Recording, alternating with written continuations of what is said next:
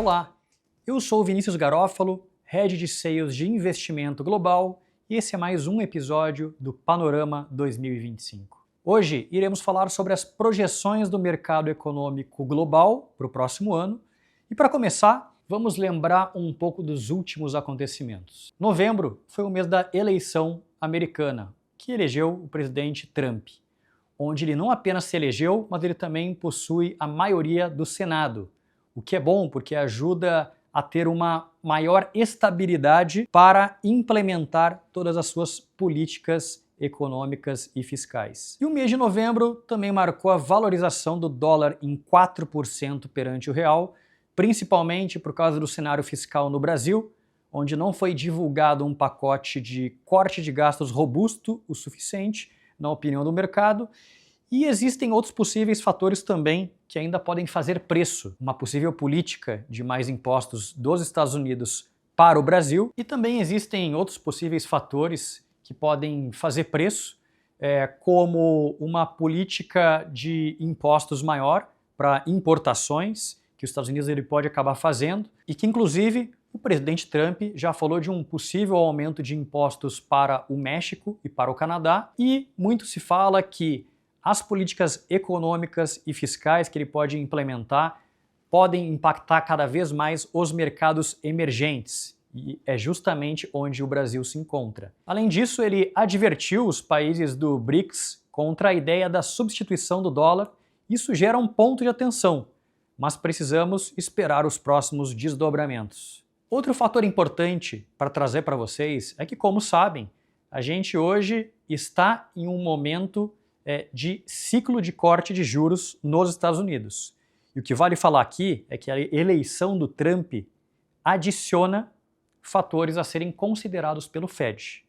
Entre suas propostas de campanha, por exemplo, está a imposição das tarifas comerciais sobre produtos, que eu comentei recentemente, sobre produtos importados, o que tende a aumentar o preço final desses produtos para o consumidor e, consequentemente, a alimentar a inflação nos Estados Unidos, que é o oposto do movimento atual de inflação. Entre suas propostas de campanha está a imposição de tarifas comerciais sobre produtos importados, o que tende a aumentar o preço final desses produtos ao consumidor e, consequentemente, a alimentar a inflação dos Estados Unidos, que é justamente o oposto do movimento atual que está acontecendo, de queda.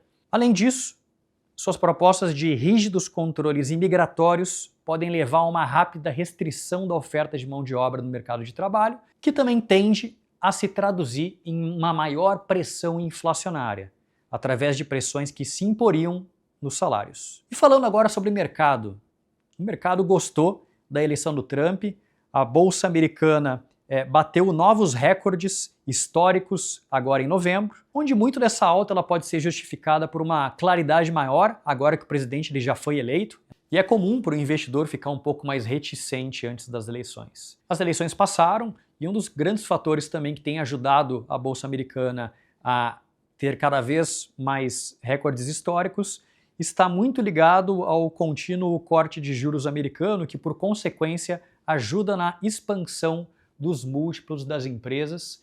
E eu também gostaria de citar um outro motivo que tem muito se falado lá fora, que é basicamente a desregulamentação de muita coisa implementada ainda no governo Biden, principalmente na parte corporativa, onde o Trump está querendo desregular e reduzir uma série de impostos. E ele já falou que a ideia é sim apresentar esse novo pacote fiscal, e essa perspectiva de menor tributação impulsionou o setor corporativo e ações ligadas ao consumo e indústria.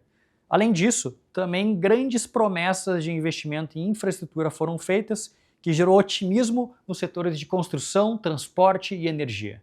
E quando a gente começa a vir para o cenário de renda fixa americana, ainda é sim um excelente momento para se investir em renda fixa americana, porque apesar de os juros terem caído 0,75 até agora, a gente ainda está em um dos momentos de maior alta do juros americano, que historicamente é um juros baixo. O que é interessante a gente enxergar? Uma renda fixa de curto prazo, com vencimento curto, agora não seria tão interessante dada a perspectiva do contínuo corte de juros americano. E justamente por isso é interessante olhar papéis com duration médio, porque no final você vai conseguir travar a sua taxa por um prazo um pouco mais alongado e diminuir qualquer tipo de risco de reinvestimento. Então, pessoal, aqui no Brasil a gente ainda segue em um cenário desafiador, que pós a apresentação da proposta de gastos, o mercado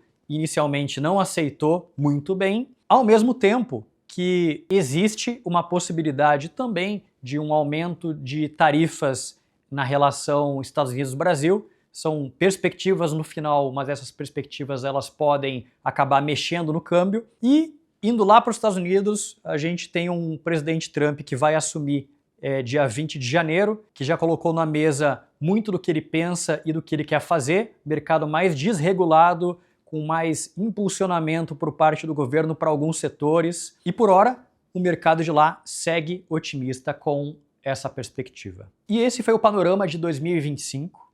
Obrigado por assistirem e até a próxima.